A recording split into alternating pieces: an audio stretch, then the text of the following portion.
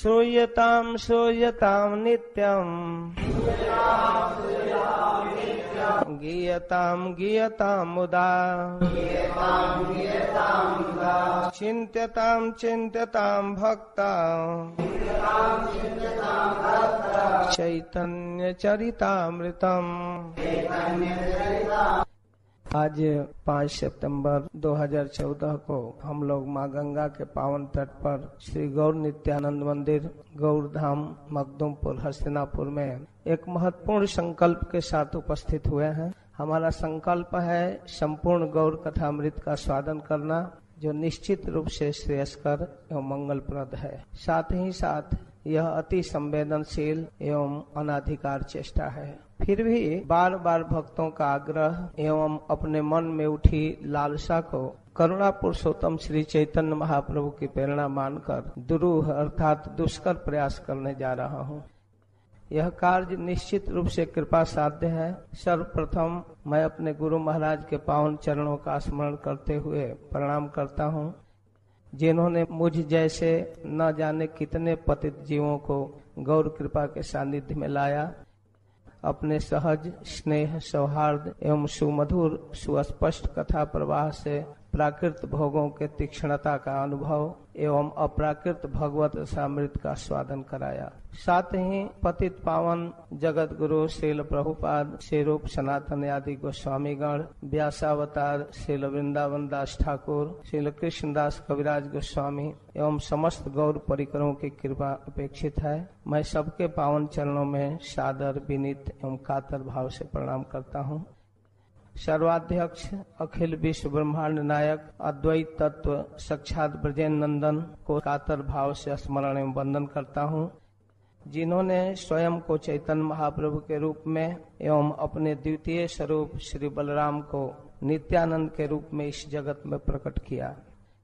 कथंचन स्मृते जस्मिन् दुष्करम सुकरम भवेत् विस्मृते विपरीतम स्यात् श्री चैतन्यम नमामितम्। किसी भी प्रकार से जिनका स्मरण करने पर दुष्कर यानी जटिल कार्य भी सुकर यानी आसान हो जाता है एवं जिनका विस्मरण होने पर सुकर काम आसान काम भी कठिन हो जाता है, मैं उन श्री चैतन्य महाप्रभु को प्रणाम करता हूँ। श्री चैतन्य महाप्रभु के दिव्य चरित्र पर व्यासावतार श्री श्रीमन नित्यानंद प्रभु के कृपा पात्र श्री वृंदावन दास ठाकुर, श्री कवि कर्णपुर, श्री कृष्णदास कविराज गोस्वामी प्रभृतियों ने प्रकाश डाली है। मैं उन्हीं महापुरुषों की कृतियों का यत्किंचित अनुवाद का दुष्कर प्रयास मात्र करूंगा। मुख्य रूप से अप्राकृत मनस्वी कवि श्री कृष्णदास कविराज के श्री चैतन्य चरितामृत व श्री वृंदावन दास ठाकुर के चैतन्य भागवत के आश्रय में कथा होगी।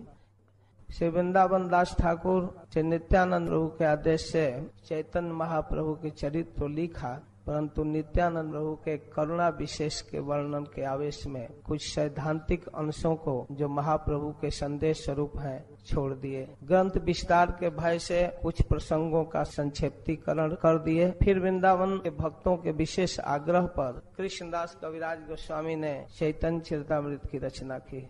इस ग्रंथ में गौड़ीय वैष्णव धर्म के नैतिक, तात्विक, दार्शनिक एवं आध्यात्मिक विषयों का विशेष दक्षता एवं परम रसज्ञता के साथ सरल भाव से वर्णन हुआ है। वस्तुतः मितश्च सारश्च बचो ही वाग्मिता का उदाहरण ही यह ग्रंथ है। वेद, उपनिषद, पुराण, पंचरात्र आदि एवं श्री रूप सनातन आदि गोस्वामी गण रचित ग्रंथों के अतिरिक्त श्री स्वरूप दामोदर की कर्चा, श्री मुरारी गुप्त की कर्चा, श्री चैतन्य भागवत, श्री कवि कर्णपुर की चैतन्य चरितामृत महाकाव्य, श्री चैतन्य चंद्रोदय प्रभृति ग्रंथ के अवलंबन से यह ग्रंथ रचित हुआ है। विशेष करके वृंदावन दास ठाकुर कृत चैतन्य भागवत का अनुसरण प्रधान रूप से इस ग्रंथ में हुआ है, अर्थात चैतन्य चरितामृत श्री चैतन्य भागवत का पूरक ग्रंथ है।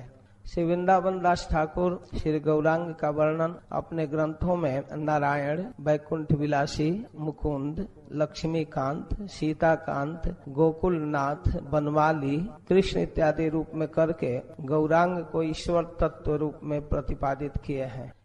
श्री कृष्णदास कविराज गोस्वामी उसी आधार को, उसी भीति को और दृढ़तर करने के लिए न चैतन्यात् कृष्णात् जगति पर तत्वं परमिह राधा भाव दुति सुवलितम नौमि कृष्ण स्वरूपम नंद सुत बलि जारे भागवते गाई सेई कृष्ण अवतीर्ण चैतन्य गोसाई। चैतन्य गोसाई यही तत्व निरूपण स्वयं भगवान कृष्ण ब्रजेंद्र नंदन इत्यादि परिभाषा के द्वारा श्री राधाया प्रणय महिमा की दिशो वानयैर्वा स्वाद्यो जैनाद्भुत मधुरिमा की दिशो वा मदीय सौख्यम चास्या मदनुभवतः की दिशम वेति लोभात तत्तत् भावाढ्य समजनी सचि गर्भ सिंधो हरिंदु इत्यादि श्लोकों के द्वारा श्री गौरांग अवतार का मुख्य कारण निर्देश किए हैं। राधा भाव अंगीकरी धरी तार वर्ण